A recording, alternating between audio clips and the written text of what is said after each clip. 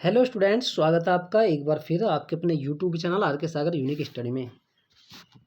तो स्टूडेंट आइए शुरू करते हैं आज से फिर से अपनी एक और नई क्लास, जिसमें आज फिर से मैं आपको पढ़ाऊंगा चैप्टर नंबर 1 विलियन और उसका एक और नया टॉपिक जिसका नाम है अपसामान्य अनुभार प्राप्त होने का कारण।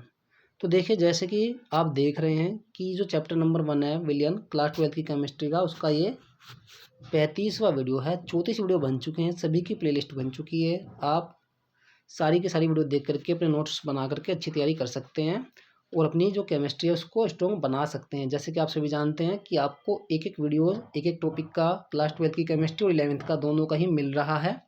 तो आप हमारे चैनल के माध्यम से अपनी संपूर्ण तैयारी कर सकते हैं और बिना 1 रुपया खर्च किए हुए घर बैठे। तो आइए शुरू करते हैं हम आज की अपनी एक क्लास। तो इससे पिछली क्लास में बच्चों हमने डिस्कस किया था कि अपसामान्य अनुभार क्या होता है। अब हम आज की क्लास में जानेंगे कि अपसामान्य अनुभार अर्थात प्राप्त क्यों होता है। ऐसा क्यों होता है कि कोई भी अगर हम विलेय को किसी भी विलयन में डालते हैं और उसका जो अनुभार है वो सामान्य से या तो कम हो जाता है या फिर अधिक, तो उसी का रीज़न स्पष्ट करने के लिए ये जो हमारी आज की क्लास है वो यूजफुल रहेगी। तो आइए शुरू करते हैं हम आज की अब ये क्लास। तो देखिए, जैसे कि आप सभी देख रहे हैं कि जो अनुसंख्या गुणधर्म होता है वो किसके समानुपाती होता है? विलयन में विलेय कणों की संख्या के। ये मैं आपको पहले ही बता चुका हूँ कि जो अनुसंख्या गुणधर्म है वो निर्भर करता है किसके? विलयन में उपस्थित विलेय कणों की संख्या के। क्लियर? तो अनुसंख्या गुणधर्म किस पर निर्भर करता है? विलयन में विलेय कणों की संख्या। अर्थात किसी विलयन में विलेय के कण जितने अधिक होंगे अनुसंख्या गुणधर्म क्या होगा? उतना ही अधिक होगा। क्लियर? अब अगर मैं बात करता हूँ विलेय का अनुभार की, या यहाँ पर आप अपसामान्य अनुभार भी आप इसको कह सकते हैं, विलेय का अपसामान्य अनुभार, क्योंकि मैं सामान्य अनुभार की बात नहीं यहाँ पर कर रहा हूँ, मैं उसके अपसामान्य अनुभार की ही बात कर रहा हूँ। चले तो आप लिख लेना यहाँ पर विलेय का अपसामान्य और लिख लेना इसके बीच में, विलेय का अपसामान्य अनुभार। तो व्युत्क्रमानुपाती होता है किसके? विलयन में विलेय कणों की संख्या के। तो दो बात आपको यहाँ पे पहले समझ लेनी है, नहीं फिर आपको कन्फ्यूजन बना रहेगा। क्या क्या कि एक तो जो अनुसंख्या गुणधर्म है वो समानुपाती होता है विलयन में विलेय कणों की संख्या के। क्लियर? दूसरा, विलेय का जो अपसामान्य अनुभार है वो व्युत्क्रमानुपाती होता है विलयन में विलेय कणों की संख्या के। यानी कि दोनों अपोजिट है। अनुसंख्या गुणधर्म तो निर्भर करता है विलयन में विलेय कणों की संख्या पर, यानी कि जितना विलयन में विलेय के कण बनेंगे उतना ही उसका अनुसंख्या गुणधर्म बढ़ेगा। लेकिन जो उसका अपसामान्य अनुभार है वो क्या होगा? अपोजिट होगा बिल्कुल। विलयन में जितने विलेय के कण अधिक होंगे उतना ही विलेय का जो अपसामान्य अनुभार है कम होगा। ये बात आपको समझ में आ गई होगी। तो आगे देखते हैं। तो देखो, यहाँ पर मैंने लिखा है कि अपसामान्य अनुभार को हम 3 प्रकरण के द्वारा समझ सकते हैं। वो कौन कौन सा ये समझते हैं। पहले यहाँ तक स्क्रीनशॉट लीजिए या फिर लिख लीजिए पॉज करके। तो देखिए बच्चों,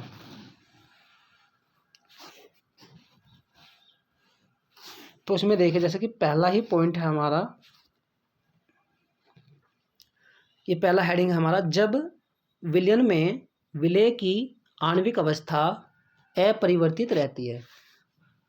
क्लियर? तो सबसे पहले आपको इस हेडिंग का क्या मीनिंग है यही समझना होगा। तो मैंने क्या बताया कि जब विलयन में विलेय की जो आणविक अवस्था है वो क्या होती है? अपरिवर्तित रहती है। अब ये क्या होती है समझते हैं। इधर देखना, जैसे कि मान लीजिए मेरे पास में 2 अणु हैं। कितने हैं? 2।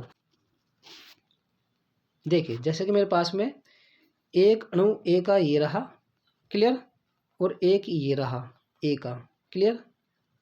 तो 2 अणु हैं ए के और वो जाकर के विलयन में बना लें A2। क्या बना लें? A2।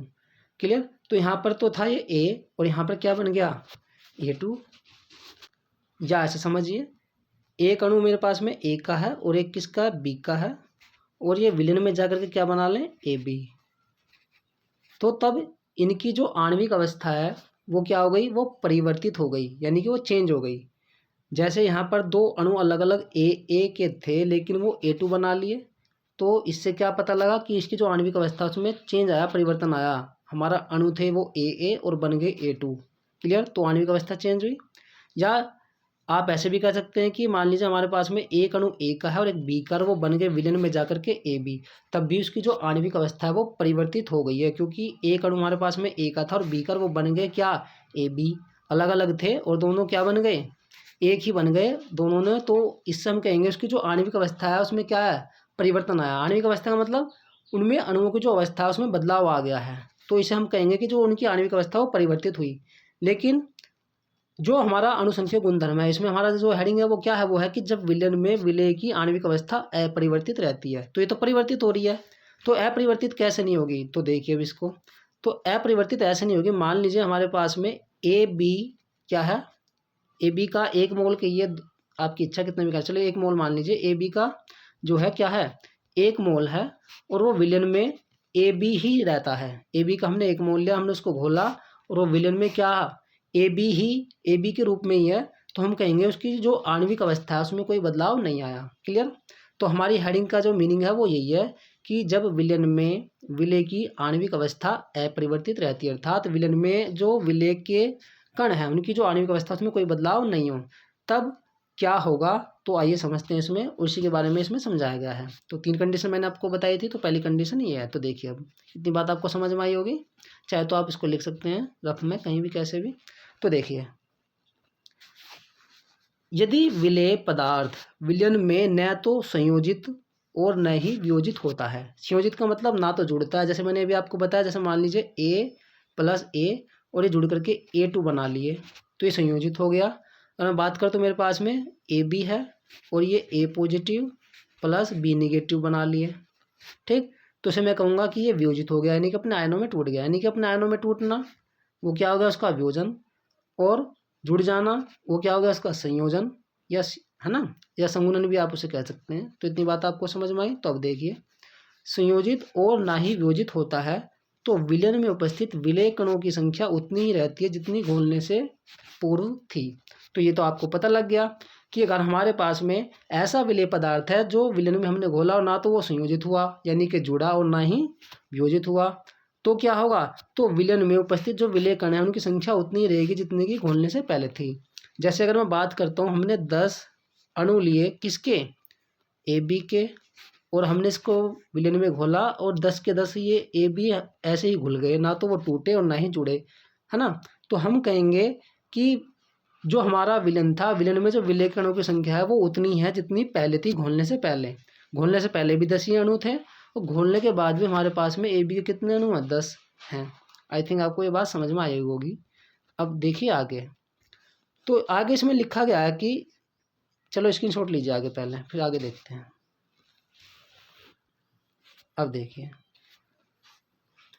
इस स्थिति में अणुसंख्यक गुणधर्म का मान उसके सामान्य मान के बराबर होता है और इसके आधार पर प्राप्त अणुभार पदार्थ के सामान्य अणुभार के बराबर पाया जाता है, ठीक है। तो इसमें क्या बताया गया, कि इसमें ये बताया गया है कि इसमें जो हमारा अणुभार होता है, अब सामान्य अणुभार, ठीक है, क्या होता है, तो यहाँ पर जो प्राप्त अनुभार है ये अब सामान्य अनुभार की बात यहाँ पर कर रहा है। क्लियर। तो पदार्थ के वो सामान्य अनुभार के बराबर पाया जाता है कब, अगर आपने ऐसा विलय लिया है जो विलयन में ना तो घुलने के बाद में टूटा आयनों में अर्थात वियोजित ही हुआ और ना ही वो जुड़ा यानी कि संयोजित हुआ, तो उस कंडीशन में जो हमारा अनुभार होगा, यानी कि आप उसे अब सामान्य अनुभार भी कह सकते हो पदार्थ का, तो वो सामान्य अनुभार के क्या होता है, बराबर होता है। अब देखिए इसको एग्जाम्पल के माध्यम से समझते हैं। जैसे कि ग्लूकोज का अगर हमें अब सामान्य अनुभार निकालना है तो हम क्या करेंगे, ग्लूकोज का सामान्य अनुभार, क्योंकि अगर हम ग्लूकोज को पानी के अंदर घोलते हैं ना तो उसका उसमें वियोजन होता है और ना ही संयोजन होता है। मान लीजिए आपने ग्लूकोज के 5 अणु घोले, तो पांचों के पांचों अणु जो है ना तो वो उसमें जुड़ेंगे और ना ही अपने आयनों में टूटेंगे। क्लियर। तो यहाँ पर अगर हम ग्लूकोज का अनुभार निकालेंगे तो हम क्या करेंगे, अब सामान्य अनुभार की बात हम यहाँ पर कर रहे हैं, तो ऊपर हम लिखेंगे ग्लूकोज का जो अनुभार होता है सामान्य वो, और अपॉन में क्या करेंगे, एक क्यों लिखेंगे, क्योंकि जो ग्लूकोज का अणु है, तो ग्लूकोज का जो अणु है ना तो विलयन में जा करके अपने आयनों में टूटता है और ना ही उसका संयोजन होता था, जुड़ता है। क्लियर। तो इस कंडीशन में अगर ऐसी कंडीशन हमारे पास में कैसी, कि जब विलय विलयन में जा करके ना तो अपने आयनों में टूटे और ना ही जुड़े, तो उसका जो सामान्य अनुभार होगा वो अपसामान्य अनुभार के बराबर होता है। ये बात आपको समझ में आ जानी चाहिए। क्लियर। तो वही हमने यहाँ पर लिखा। देखिए जो ग्लूकोज का जो सामान्य अनुभार है वो कितना होता है 180, और उसका जो अपसामान्य अनुभार है वो भी कितना, तो उसका जो अपसामान्य अनुभार है वो भी कितना होता है 180 ही होता है। तो देख रहे हैं यहाँ पर आप, इसका जो अपसामान्य अनुभार है वो भी कितना है 180 है ग्लूकोज का, और सामान्य अनुभार भी इसका इतना ही होता है। तो यहाँ पर मैंने 1 से डिवाइड क्यों दिया है, मैंने इसलिए दिया है क्योंकि ग्लूकोज का अणु विलयन में जाकर के ना तो आयनों में टूटता है। अगर आप इसका 1 मोल घोल रहे हैं, 1 मोल ग्लूकोज का विलयन में, तो वो उसका 1 मोल ही आपको उसमें मिलेगा। ठीक है ना, तो आयनों में टूटा है ना ही ये जुड़ा है, तो उसको हम डिवाइड कितने से करेंगे 1 से। तो अभी मैंने आपको बताया था कि अगर हमें ग्लूकोज का या किसी का भी अब सामान्य अनुभार निकालना है तो हम क्या करेंगे, ऊपर रख देंगे उसका सामान्य अनुभार और डिवाइड में विलयन में उपस्थित विलेय कणों की संख्या। तो इसमें विलयन में अगर हम 1 मोल घोलते हैं इसका ग्लूकोज का, तो विलयन में भी इसका कितना मिलता है 1 मोल मिलता है। तो ध्यान रखना, ये मैंने 1 मोल लिखा है। क्लियर। आई थिंक ये बात आपको समझ में आई। क्लियर। तो बच्चों पहला पॉइंट आपका क्लियर हो गया होगा कि अगर हमारे पास में ऐसा विलेय है और हम उसे विलयन में घोल रहे हैं और उसकी आणविक अवस्था में कोई परिवर्तन नहीं आता है, उस कंडीशन में उसका जो सामान्य अनुभार है उसके सामान्य अनुभार के क्या होता है बराबर। जैसे ग्लूकोज का सामान्य अनुभार कितना है 180, और इसका सामान्य अनुभार भी कितना होगा 180। ऐसा क्यों हुआ, ये मैंने आपको रीजन से स्पष्ट कर दिया है। अब आइए समझते हैं दूसरा। स्क्रीनशॉट लीजिए यहाँ तक। और अगर आप कहेंगे तो बच्चों आपको इसकी पीडीएफ मिल जाएगी हमारे टेलीग्राम चैनल पर, जिसका नाम है आर के सागर यूनिक स्टडी, तो उसको सब्सक्राइब करके रखें। तो देखिए बच्चों, इसमें जो हमारा दूसरा है रीजन, वो है जब विलेय पदार्थ विलयन में संयोजित होता है। संयोजित का मतलब ही मैंने आपको बताया था कि अगर हमारे पास में ऐसा विलेय पदार्थ है जो विलयन में जाकर के क्या हो जाए, जुड़ जाए, है ना, उसे हम कहेंगे उसका संयोजन। क्लियर। तो जब विलेय पदार्थ विलयन में संयोजित होता है तब क्या होता है, तो उस कंडीशन में भी अब सामान्य अनुभार में चेंज आएगा। अगर सामान्य मतलब उसकी जो आणविक अवस्था है उसमें कोई चेंजिंग नहीं आ रहा है तब तो उसके अनुभार में कोई चेंज नहीं आता। लेकिन अगर विलेय जो पदार्थ है विलयन में जाके या तो संयोजित हो जाए यानी कि जुड़ जाए, या फिर अपने आयनों में टूट जाए या वियोजित हो जाए, तब उस कंडीशन में हमारा जो सामान्य अनुभार है उसमें चेंज आएगा। क्लियर। तो देखिए आगे, जैसे कि जब बेंजोइक अम्ल को, चाहे तो आप इसके स्थान पर एसिटिक अम्ल भी ले सकते हैं, बेंजीन में घोला जाता है। आपको पता है बेंजोइक अम्ल क्या है, यहाँ पर एक विलेय है और बेंजीन क्या है कि विलायक है, तो उसका द्विलक अर्थात डाइमर प्राप्त होता है। अब इसका क्या मतलब हुआ, तो देखो इसका मतलब ये हुआ, मान लीजिए हमने बेंजोइक अम्ल के 2 मोल लिए, चाहे तो आप इसको बेंजोइक एसिड भी कह सकते हैं। कितने मोल लिए 2। जब आप इसको बेंजीन में घोलेंगे तब ये क्या करेगा, बेंजोइक एसिड का ट्वाइस बनाएगा। अर्थात इसका मतलब क्या है, इसका मतलब क्या है, इसका मतलब ये है कि जो बेंजोइक अम्ल होता है ये बेंजीन में जा कर के क्या बना लेता है, बेंजोइक अम्ल का द्विलक बना लेता है। तो द्विलक ही तो बन गया, यहाँ पर आप देख रहे हो बेंजोइक एसिड का ट्वाइस हो गया ये, है ना। तो 2 मोल अलग अलग थे, यहाँ पर अब इसका कितना मोल बन गया, 1 ही मोल बन गया, जैसे कि मैंने यहाँ पर लिखा है। तो आप देख रहे हैं ये 2 मोल हमने यहाँ पर बेंजोइक अम्ल के लिए हैं और इसका कितना बना है, यहाँ पर कितना मिला हमें 1 मोल। तो इस कंडीशन में अब देखिए कि जो उसका अपसामान्य अनुभार वो कितना होगा। तो देखिए यहाँ पर m बराबर, अब m क्या है, यहाँ पर m है इसका अपसामान्य अनुभार। क्लियर। तो वो कितना हो जाएगा 2 गुना बेंजोइक अम्ल का अनुभार और अपॉन में 1। अब हमने यहाँ पर 2 क्यों लिखा, 2 हमने यहाँ पर इसलिए लिखा है क्योंकि इसका ट्वाइस है ना, ये कितना है ट्वाइस, तो हमने यहाँ पर इसलिए 2 लिख दिया और मल्टीप्लाई गुना कितने से होगी इसकी, जो हमारा बेंजोइक अम्ल होगा उसका जो अनुभार होगा उससे, और अपॉन में 1 क्यों लिखा हमने, 1 हमने इसलिए लिखा क्योंकि यहाँ पर कितना मोल मिला है हमें, सिर्फ 1 ही मोल मिला है। कितना मोल मिला 1 अभी, है ना, कितना मोल मिला हमें 1। क्लियर। तो हम इसको कितने से डिवाइड देंगे, 1 से देंगे। तो इस कंडीशन में आप देखेंगे तो देखिए जो बेंजोइक एसिड होता है उसका जो अनुभार होता है वो होता है 122। अब इसको हमें 2 से क्या करना है मल्टीप्लाई और 1 से क्या करना है डिवाइड। तो 1 से अगर आप डिवाइड करोगे तो 122 को 2 से पहले मल्टीप्लाई करेंगे तो वो कितना आएगा 244, और 1 से डिवाइड करेंगे तो वो इतना ही रहना है। क्लियर। तो अगर हमें कोई विलेय पदार्थ विलयन में क्या होता है संयोजित होता है ना, और उसका क्या प्राप्त हो द्विलक, तब उसका जो हमारा सामान्य अनुभार है वो 2 गुना हो जाता है, 2 गुना। क्लियर। अगर उसका हमें त्रिलक प्राप्त हो या हम कह सकते हैं उसको ट्राइमर, तब उस कंडीशन में हमारा जो अब सामान्य अनुभार होगा उसका 3 गुना प्राप्त होगा। ऐसा क्यों होगा? क्योंकि आपको पता है कि जब बेंजोइक अम्ल की अगर हम बात करते हैं उसे हम घोलते हैं बेंजीन में तो उसका द्विलक प्राप्त होता है ट्वाइस। ठीक है, तो आपको पता है ये जो नीचे संख्या होगी इसकी गुना हमें इसमें करनी पड़ेगी, नहीं करनी पड़ेगी सारे में। तो 2 हमने यहाँ पर लिख दिया और इसका पूरा का पूरा गुना यहाँ पर इसका क्या होगा? अनुभार। अनुभार तो आपको निकालना आता होगा, आता है, तो आपको इसमें कोई समस्या नहीं आ रही होगी। तो अब यहाँ पर आप देखिए बेंजोइक एसिड का क्या होगा? 2 गुना होगा जस्ट। उसी प्रकार से अगर मैं एसिटिक एसिड की बात करूँ तो एसिटिक एसिड का जो होता है वो कितना होता है? 60। तो यहाँ पर अगर सी डबल वस्तु रहेगा यहाँ पर केवल आपको फिर क्या कर लेना? CH3 कर लेना। तो यहाँ पर क्या बन जाएगा? CH3 COOH का होल ट्वाइस। तो जो हमारा CH3 COOH यानी कि जो एसिटिक एसिड होता है उसका जो अनुभार होता है सामान्य वो होता है 60। कितना होता है? 60। तो 60 की 2 से मल्टीप्लाई करेंगे तो कितना हो जाएगा? 120। तो एसिटिक एसिड का है ना जो अब सामान्य अनुभार आएगा वो कितना आएगा? 120 आएगा। 2 गुना हो जाएगा। वो भी क्यों जाएगा ये आपको समझ में आया? तो वही हम यहाँ पर डिस्कस कर रहे हैं कि अगर कोई भी विलेय पदार्थ है वो विलयन में जाकर के क्या होता है? संयोजित हो जाता है या वियोजित हो जाता है तो उसका जो अनुभार है वो सामान्य से क्या मिलता है? अधिक मिलता है। तो 3 कंडीशन मैंने आपको बताई थी कि कब कब क्या क्या हो सकता है, तो दूसरी मैंने आपको यहाँ पर बता दी है। क्लियर? अब तीसरी समझते हैं। तो यहाँ तक पहले आप स्क्रीनशॉट लीजिए। हो गया? तो देखिए बच्चों तीसरी जो हेडिंग है वहाँ पर आप फोकस करिए। अगर मैं इसको यहाँ पर नीचे करूँगा तो ये ढक जाएगा पूरा। आप ऐसे देखिए, मैं बोल रहा हूँ जब विलेय पदार्थ विलयन में वियोजित होता है यानी कि अपने आयनों में टूटता है तो विलेय का जो अनुभार है वो आधा प्राप्त होता है। क्या कहा मैंने? जब विलेय पदार्थ विलयन में वियोजित होता है तो विलेय का जो अनुभार है वो आधा प्राप्त होता है। क्लियर? जैसे अगर मैं बात करता हूँ NaCl की, 1 मिनट, NaCl की बात करता हूँ और आपको पता है NaCl को मैंने किस में घोल दिया? जल में। तो ये Na पॉजिटिव देगा और क्या देगा? Cl नेगेटिव देगा, नहीं देगा? तो यहाँ पर मैंने NaCl का कितना लिया? मान लीजिए 1 मोल। क्लियर?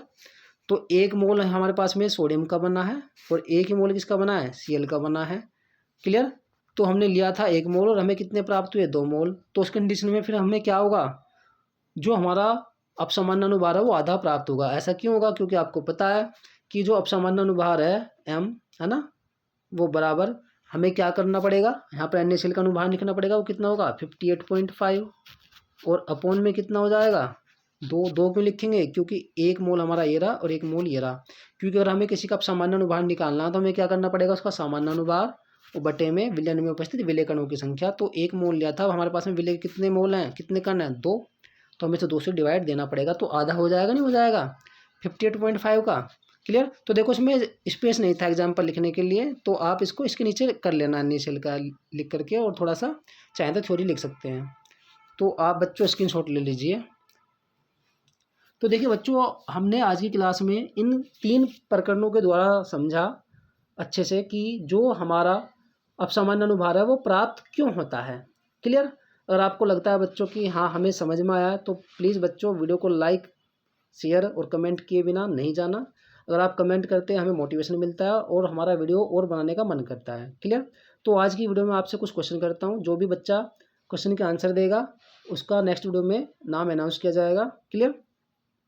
तो सबसे पहला जो मेरा क्वेश्चन आपसे ये है कि अनुसंख्यक गुणधर्म क्या होते हैं। दूसरा क्वेश्चन ये है बेंजोइक अम्ल का फॉर्मूला क्या होता है। तीसरा क्वेश्चन आपसे मेरा ये है कि जो अनुसंख्यक गुणधर्म है उसके प्राप्त होने का क्या कारण है।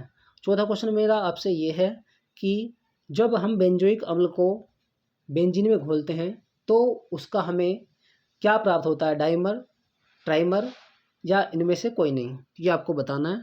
क्लियर?